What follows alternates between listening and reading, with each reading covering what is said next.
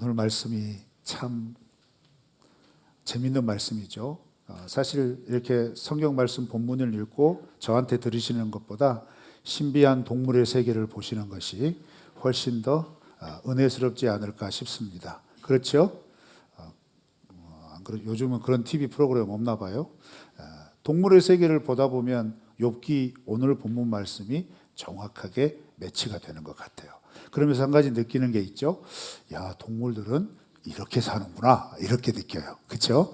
우리가 잘 알지 못하는데 잘 알지 못하는 그 세계가 우리의 눈에 보여주고 우리의 귀에 들려졌을 때에는 이렇게도 살 수 있구나, 이렇게 느껴지게 됩니다. 여러분, 욥기 말씀이 그런 것 같아요.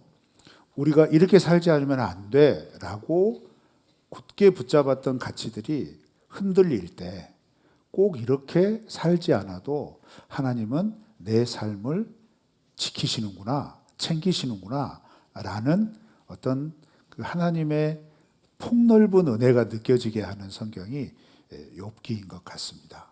저는 그랬습니다. 여러분은 혹시 어떠십니까? 지난 2달 동안 욥기 묵상하시느라고 너무너무 힘드셨을 텐데 오늘이 마지막 묵상 말씀이거든요. 주일날은 이번 주간의 마무리가 됩니다. 여러분, 그러면서 오늘 말씀은 어떤 말씀이냐면 38장부터 41장까지 하나님의 질문들이 이어지는 말씀입니다. 이 질문은 어떻게 시작되었냐면 잘 아시는 것처럼 엘리후가 세 친구들이 욥에게 규범적인 지혜를 제대로 잘 못 가르친다, 제대로 깨우치지 못한다라고 하는 답답함에 자기가 급하고 강하게 나와서 더 강력한 규범적인 지혜를 가르칩니다. 말해주는 거예요. 그렇게 말을 하는 엘리후의 말이 끝나자마자 하나님께서 38장 1절에 보면 폭풍우 속에서 등장하세요. 이게 무슨 의미냐면 이게 굉장히 실제적인 것일 수도 있고 문학적인 표현일 수도 있는데 그만큼 강렬하게 급하게 등장하신다는 거죠. 그 말은 뭐냐면 세 친구들이나 욥의 대화 그리고 엘리후의 이야기를 하나님께서 급하게 달려와서 아니다 그거 아니다, 너희들 그렇게 생각하면 안 돼, 이런 의미로 이런 뉘앙스로 오셔서 가로막으시는 거예요. 그렇게 시작된 이야기가 38장부터 41장까지 진행이 되는데 큰 흐름을 보면 천지를 창조할 때 너희가 나와 함께 있었느냐? 이 질문부터 시작을 하는 거예요. 그리고 자연 만물 속에 깃들어져 있는 질서를 너희가 아느냐? 이 질문을 하는 겁니다. 이게 38장의 내용이에요. 그리고 38장 후반부 우리가 읽었던 오늘 본문 말씀에는 야생의 동물들의 세계를 너희가 아느냐? 이렇게 되물으십니다. 그러면서 5쌍의 동물들을 등장을 시키죠. 사자와 까마귀, 그리고 타조와 독수리, 그리고 아니죠, 산념소와 암사슴, 그리고 들나귀와 들소, 그리고 타조와 독수리, 타조와 말, 매와 독수리. 아이고 헷갈리네. 정말 헷갈리네요. 이 5쌍의 동물들의 예를 들면서 하나님이 이 동물들을 어떻게 책임지시는지를 깨닫게 하시려고 질문들을 던지시는 거예요. 그래서 공통적인 문장 형식이 있죠. 너 그거 아느냐? 이거예요. 너 그거 알고 있니? 이거예요. 이런 반복적인 질문을 통해서 욥에게 무언가를 깨닫기를 원하신다는 겁니다. 그래서 욥기의 이 부분 38장부터 41장을 읽으실 때에는 하나님께서 자상하게도 자연의 세계, 동물의 세계를 우리에게 지식적으로 가르쳐 주시는구나, 이렇게 받아들이시면 안 돼요. 왜요? 사실 이 내용은 오늘날 밝혀진 내용에 비하면 아무것도 아니죠. 그렇죠? 그렇지만 이런 예를 통하여 욥에게 분명하게 하시고 싶은 메시지가 있다는 겁니다. 그 메시지를 볼 수가 있어야 될 것 같아요. 그런데 그 메시지의 핵심이 뭐냐? 너희가 알고 있는 규범적인 지혜만으로는 이 세상에 되어지는 모든 것들을 다 설명할 수 없다는 거예요. 인간의 이해와 인간의 지식과 인간의 경험의 기준을 가지고 이 자연 만물, 모든 세계가 이루어지고 진행되어지는 것들을 다 이해할 수 없다는 거예요. 왜냐하면 그건 인간편의 기준이니까요. 동물들은 인간의 기준으로 살지 않는다는 겁니다. 이 자연의 기후들이나 질서들이나 별자리들은 인간을 중심으로 살지 않는다는 거예요. 인간의 지식, 인간이 정한 법칙, 인간이 추구하는 사상, 뭐 이런 것들로 이 세계가 움직이지 않는다는 거예요. 그러면 어떻게 그 세상이 움직여지느냐라는 거죠. 그래서 이걸 깨닫게 하시려고 하나님께서 사용하신 게 뭐예요? 역질문인 거예요. 이거 다 내가 책임지고 있다는 거죠. 그러면 내가 책임지는 이 모든 섭리를 깨닫게 하시려는 하나님의 목적이 뭘까요? 너가 당하는 고난 내 섭리 안에 있어 라는 것을 알려주시려는 겁니다.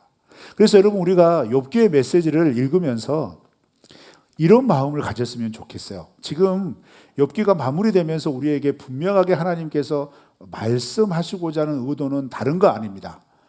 너희들이 알고 있는 인간의 삶은 극히 일부분이라는 거예요. 그러나 인간이 알지 못하는 더 많은 세상의 질서와 법칙을 하나님이 이끄신다라는 겁니다. 자, 그러면 이런 정의 앞에 인간의 삶은 어떻게 되는 거예요? 그 하나님의 전적인 이끄심과 법칙 안에 인간의 삶이 포함이 되는 겁니다. 그러니까 내가 이해가 되지 않더라도, 내가 받아들일 수 없는 상황이 펼쳐져도 그것은 어디 안에 있다는 거죠? 하나님의 이끄시는 과정 속에 있다는 것을 깨달으라는 겁니다. 그러면 그걸 깨닫게 되면 어떤 마음이 생길까요? 하나님이 이 세상을 통치하시는 것처럼 나를 지금도 통치하고 계신다. 그건 내가 고난받을 때 하나님께서 너 고난받으니까 너 내 통치 받을 자격 없어 이렇게 하면서 쭉 제외시키는 게 아니라 고난 중에도 하나님은 당신의 백성을 책임지신다 라는 것을 깨우쳐 주는 거예요. 그런데 이 사상은 뭐와 충돌이 됩니까? 욥기 3장부터 우리가 쭉 읽어왔던 37장까지의 내용의 핵심이 뭐예요?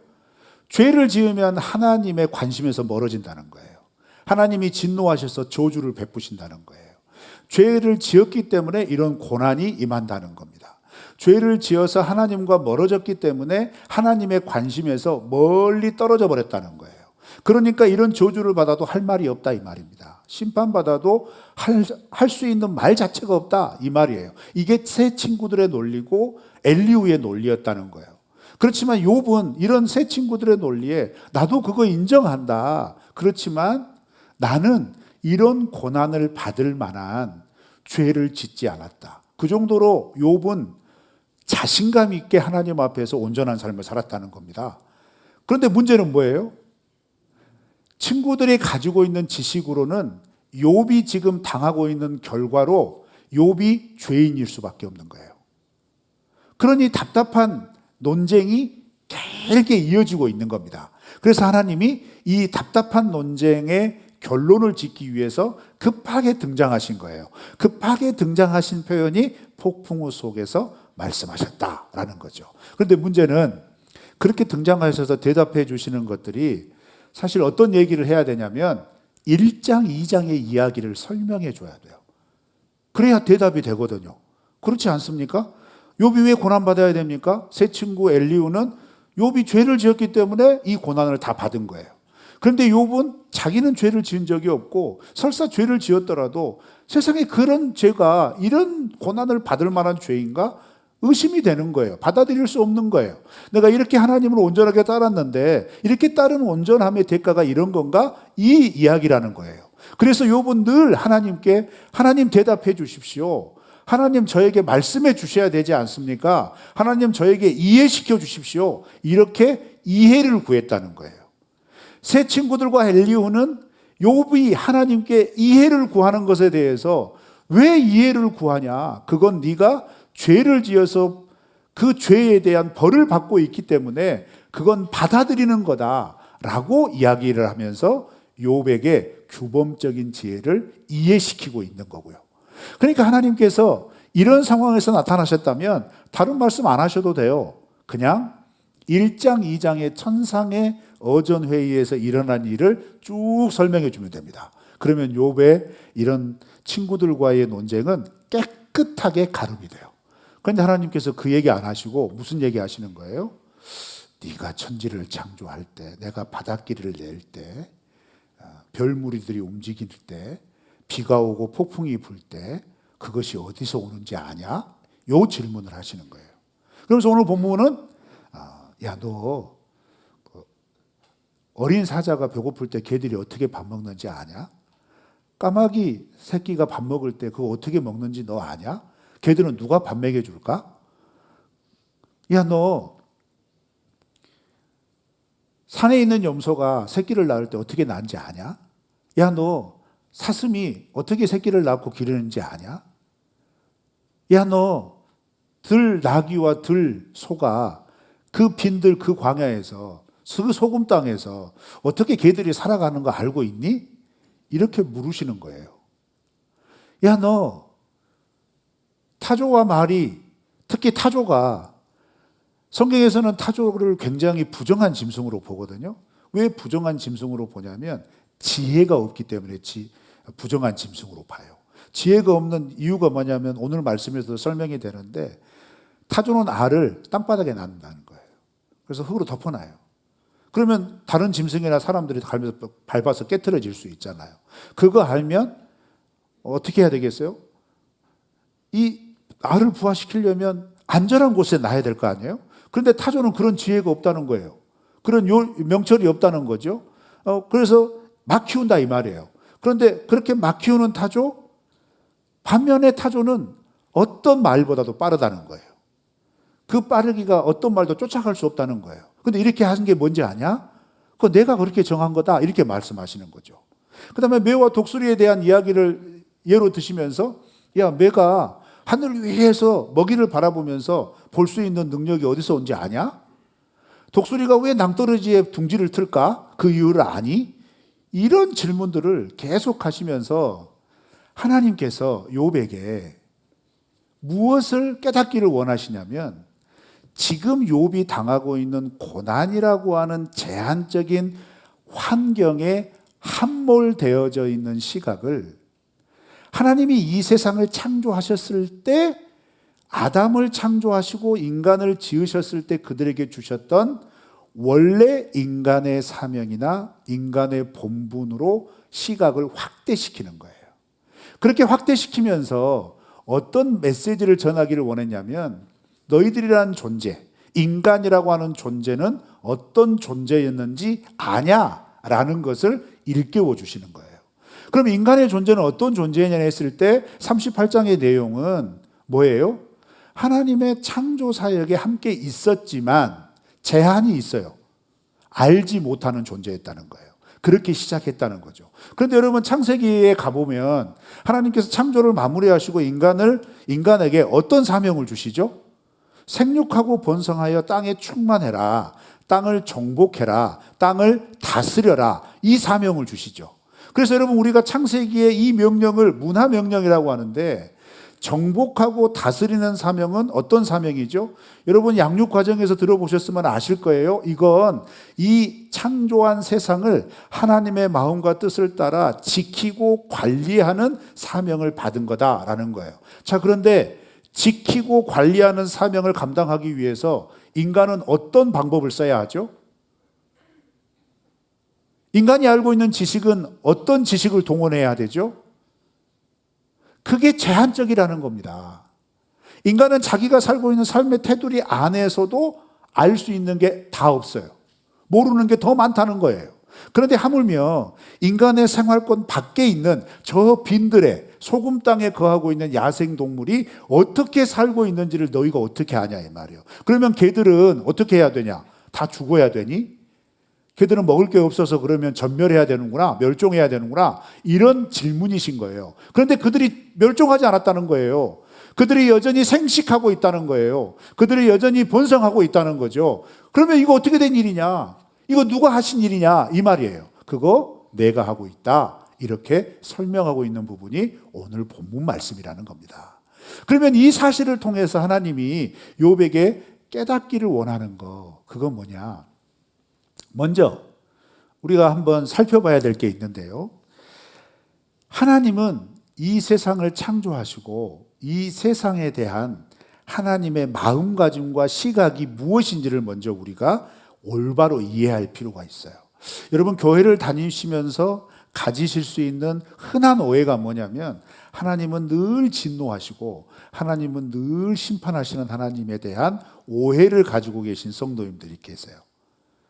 아마 지금도 그러실 분들도 계실 겁니다. 그런데 여러분, 성경의 기록을 보면 하나님은 이 세상을 창조하셔서 너무너무 기뻐하셨어요. 그러지 않습니까? 너무너무 좋아하셨어요. 그리고 이 세상을 사랑하셔서 이 세상이 죄로 물들어져서 하나님으로부터 떠나는 것들을 너무너무 고통스러워 하셨어요. 그래서 다시 하나님이 좋아하고 사랑하는 그 수준으로 회복하시기 위해서 인간이 요청하지도 않았지만, 이 자연 만물이 아우성치지 않았지만 하나님이 어떻게 하세요? 먼저 회복의 단계를 시작하신 거예요. 그렇게 하나님이 사랑하시기 때문에 이 세상을 회복하기 위하여 물불을 가리지 않으셨어요. 심지어는 자기 자신을 대가로 내어주셔서 하나님과 깨어진 관계를 회복시키기를 원했다는 거예요. 그 놀라운 성경의 흐름 속에서 사단이 우리에게 주는 가장 강력한 미혹은 뭐냐? 하나님은 늘 심판하시고 정죄하시고 저주하시고 우리를 엄하게 다스리시는 하나님이시다라는 오해를 갖게 한다는 거예요. 새 친구나 엘리후나 이 오해에 정확하게 부합하는 사람들이었습니다. 그래서 그들이 주장하는 규범법 지혜의 핵심은 뭐냐? 인과 응보인 거예요. 그것은 하나님이 싫어하시는 것을 하면 하나님은 반드시 심판하신다는 거예요. 그런데 이 법칙이 예수님의 십자가에서는 적용이 되지 않죠. 그런데 이 법칙이 구약의 무수한 이스라엘의 역사 속에서 이스라엘 백성들이 하나님 앞에서 존속했던 기간 가운데 일어난 하나님의 인내와 하나님의 은혜와 하나님의 긍휼과 하나님의 자비로우심과 비교했을 때는 해당이 되지 않는 거예요. 더더군다나 욥기는 언제 기록되었느냐? 우리가 생각했을 때 작자 미상이라고 말하지만 이 욥기가 기록된 시기는 바벨론 포로 시기라고 대개 얘기를 합니다. 바벨론 포로 시기에 기록된 것 이유가 있어요. 여러분, 지금 이스라엘 백성들은 혼란스러운 겁니다. 무엇이 혼란스러운 거예요? 그토록 견고하게 의지했던 하나님에 대한 신앙이 흔들려 버린 거예요. 하나님이 계신 성전, 하나님이 거하시는 도성은 무너지지 않는다라고 하는 그 믿음이 순식간에 무너져 버린 거예요. 예루살렘은 파괴되었고 성전은 완전히 무너져서 폐허가 되어버렸다는 겁니다. 그리고 자신들은 포로로 끌려와서 이국 땅에서, 이방 땅에서 비참한 노예 생활을 하고 있는 거예요. 그런 생활 가운데 자기들이 믿었던 하나님에 대한 정체성이 흔들리는 겁니다. 아니, 하나님을 믿으면, 하나님을 의지하면, 하나님을 섬기면 우리의 삶이 이렇게 형통하게 된다고 배웠고 우리의 삶이 그렇게 살아왔는데 사실 착각한 거죠. 그 착각한 것을 일깨워주는 게 열왕기고 역대기고 선지서 아닙니까? 그런데 모르는 거예요. 그러면서 그것을 깨달았을 때 이제 할 말이 없는 거죠. 그러면 우리에게 희망이 없는 건가? 우리가 이렇게 하나님 앞에 범죄하여서 그 범죄로 심판받아 이런 노예 생활을 하고 있는데 그러면 우리는 이제 더 이상 희망이 없는 건가? 라고 하는 그 혼란스러울 때 이 욥기의 메시지는 뭐예요? 그런 인과응보, 규범적인 지혜, 법칙으로만이 아니라 하나님은 이것을 뛰어넘는 섭리를 행하신다는 거예요. 사랑과 회복을 행하신다는 거예요. 내가 하나님 앞에 조금 부족하더라도 하나님은 그 하나님의 자비로우심을 우리에게 보이신다는 거예요. 그래서 다시 기회를 주신다는 겁니다. 그래서 여러분, 그 예를 설명하는 중요한 질문이 뭐냐? 오늘 본문 말씀에 38장 39절부터 39장 12절에 나와 있는 사자와 까마귀, 산염소와 사슴, 그리고 들나귀와 들소의 이야기를 통하여서 야, 이들은 너희들이 책임지지 않아도, 너희들이 간섭하지 않아도, 너희들이 계획하고 이끌고 조성하지 않아도 내가 각각의 상황과 각각의 여건 속에서 내가 책임지고 있다라는 겁니다. 그런데 너희 일까 보냐라는 거예요. 그러면서 구약 성경에 이어지는 예를 들 수 있죠. 여러분, 이스라엘 백성들이 출애굽하여서 광야 40년을 방황을 할 때 그 이스라엘 백성들의 삶을 누가 책임져 주셨습니까? 이 너무 어려운 질문인가? 아니면 너무 기가 막힌 질문이라 대답을 못 하시는 거예요? 광야 40년을 누가 책임져 주셨죠? 어떻게 책임져 주셨죠? 왜요? 이스라엘 백성들이 그거 받을 만 했습니까? 여러분, 인과응보 법칙으로 따지면 이스라엘 백성들 그거 못 받습니다. 왜요? 세 친구의 시각과 엘리후의 시각은 그들이 광야에서 전전하고 비참한 방랑 생활을 하는 것은 뭐 때문에 그래요? 죄 때문에 그런 거예요. 그러니 그건 받는 거예요, 그냥. 그런데 하나님이 어떻게 하신 거예요? 그런 삶을 살아가는 환경 속에서도 이스라엘 백성들을 어떻게 책임지세요? 매일 아침 만나로 책임져 주세요. 그래서 만나는 은혜인 겁니다.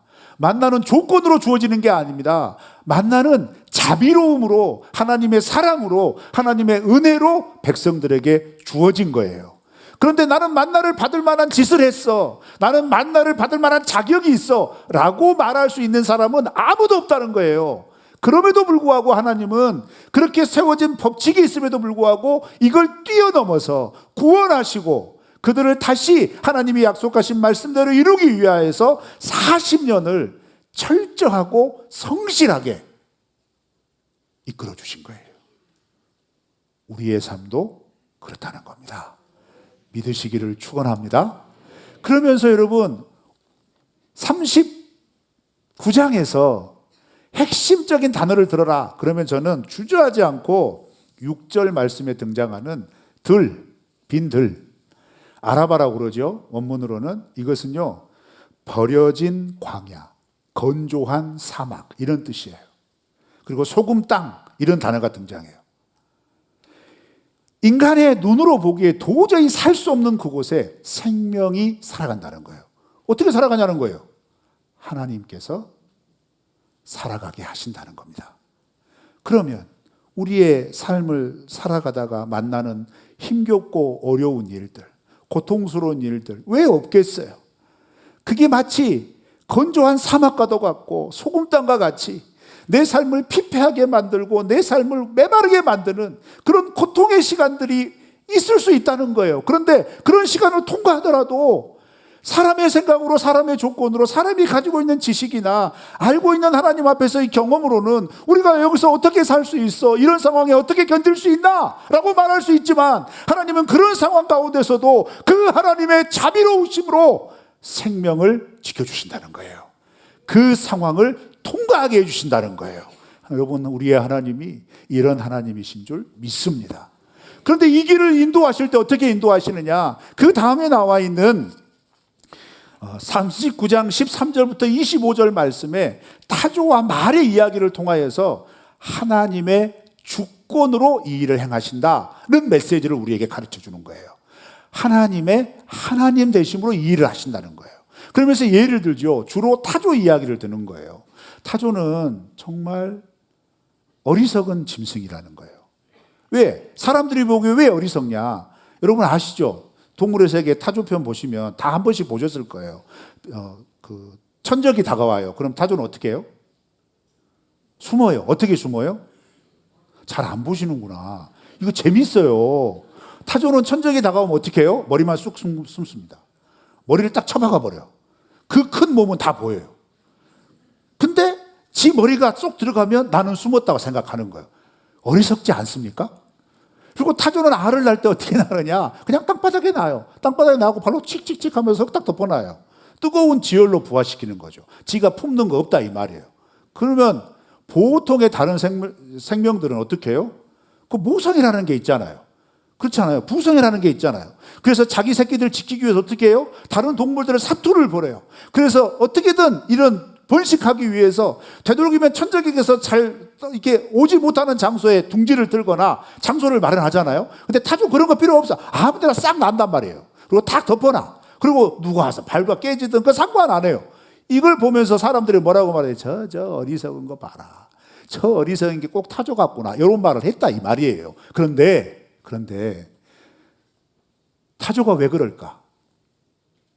하나님이 말씀하세요. 17절에서 말하죠. 내가 걔들한테 지혜 안 줬다 이 말이에요. 내가 그들에게 그 방법 가르쳐주지 않았다 이 말이에요. 그러면서 타조의 장점을 얘기하죠. 그렇지만 타조는 빠르기가 말보다 더 빠르다.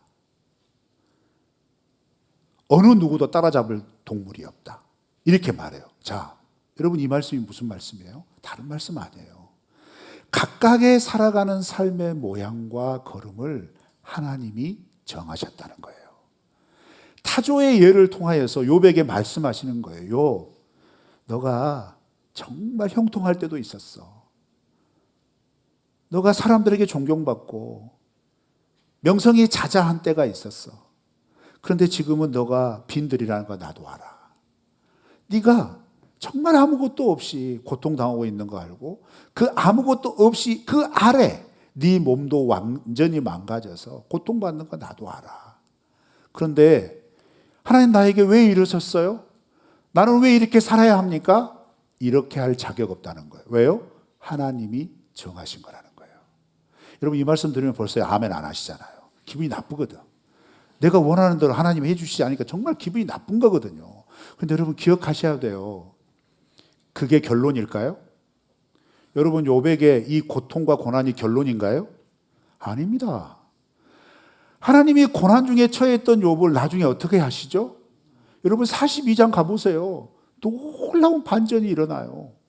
그러면 여러분 우리가 이 모든 과정을 싹둑 생략하고 많은 성도들은 하나님께 대하여 무엇만 원하는지 아세요? 그저 잘 되는 것, 그저 성공한 것, 그저 부유한 것만 딱 붙잡고 있다는 거예요. 아니죠. 이렇게 되기까지 하나님은 하나님이 예정하신 고난의 때를 허락하신 거예요.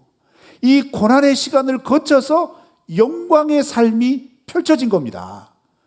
여러분 예수님의 십자가가 그냥 내가 너희들 구원했어 라고 하는 말 한마디라도 얼마든지 하나님은 우리를 구원하실 수 있어요. 그런데 여러분 예수님의 십자가가 가진 의미가 뭐죠?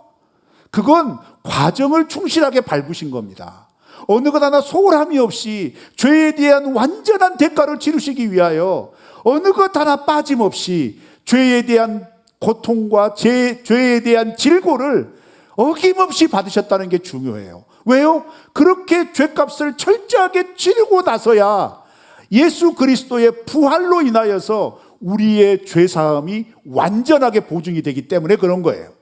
어느 것 하나 어김이 없어야 한다는 거예요. 그런 어김이 없는 과정을 하나님이 어떻게 하신다는 거예요? 하나님의 주권대로 정하시고 이끄신다는 겁니다. 그러면서 우리는 분명한 메시지를 받을 수 있죠. 그런 하나님의 주권의 끝은 어디냐? 결론은 어디로 향하느냐? 여러분 성경의 메시지는 하나님은 사랑의 하나님이시고 하나님은 선하신 하나님이라는 사실을 우리에게 늘 강조하는 이유가 뭘까요? 우리가 지금 하나님 앞에서 고통과 고난을 당할지라도 하나님은 결국 하나님을 신실하게 붙잡고 의지하는 자들에게 그 하나님의 선하심을 펼쳐주실 것을 바라보게 하시는 겁니다. 하나님은 그런 사랑의 하나님이시라는 것이고 자비로운 하나님이시라는 거예요. 그 사랑과 자비를 베푸실 때 내가 원하고 내 마음에 맞는 것이 아니라 하나님의 정하신 뜻대로 이 일을 행하신다는 겁니다. 그러면 여러분 고통당하고 계신 성도들이 있으실 거예요. 정말 힘들고 어려운 때를 지나고 계신 성도들이 있을 거예요. 그러면 어떻게 해야 되죠? 이 때를 넉넉하게 감당하며 지나가게 하실 하나님의 섭리를 의지해야 될 줄로 믿습니다. 하나님의 인도하심을 바라보는 믿음이 있으시기를 축원합니다. 왜요? 성경은 우리에게 또 얘기하죠. 야고보 사도가 이렇게 우리에게 격려했어요. 하나님은 우리에게 시험을 두실 때 두 가지 원칙으로 주셔요. 시험을 감당할 수 있게 주셔요. 능력으로 이겨낼 수 있도록 주신다는 거죠. 그런데 시험을 감당할 수 없으면 어떻게 하신다고요? 너무 쉬운 말씀이잖아요. 피할 길을 주세요. 여기서 피할 길을 준다는 게 뭐예요? 고난과 시험이 일어나지 않는다는 게 아닙니다. 일어나요. 고통은 직면하게 돼 있다는 겁니다. 그런데 피할 길을 준다는 게 뭐죠? 내가 해결하지 못하는 건 하나님께서 해결해 주신다는 거예요. 하나님이 내 능력, 내 경륜, 내가 가지고 있는 모든 것으로도 이걸 감당할 수 없음을 하나님이 아세요. 그래서 누구를 통하여 하나님이 역사하세요? 우리와 함께 믿음의 생활을 하는 이 공동체의 격려와 공동체의 중보로 견뎌내게 하는 거예요. 함께 믿음의 걸음을 걸어가는 믿음의 동역자들을 통하여 힘을 얻고 도움을 받게 하는 거예요. 하나님께서 우리가 예상치 못한 사람들을 보내주고 상황을 허락하셔서 갑작스럽게 해결해 주시는 놀라운 이적들도 우리에게 허락하시는 거예요. 그게 뭐예요? 내가 마련하지는 못하지만 하나님이 예비하여 주시는 피할 길이 있다는 거예요. 그 피할 길을 누가 왜 주셔요? 하나님이시기 때문에 하나님의 주권으로 우리에게 허락하시는 줄 믿습니다. 여러분, 이 하나님 신뢰하시기를 주님의 이름으로 축원합니다.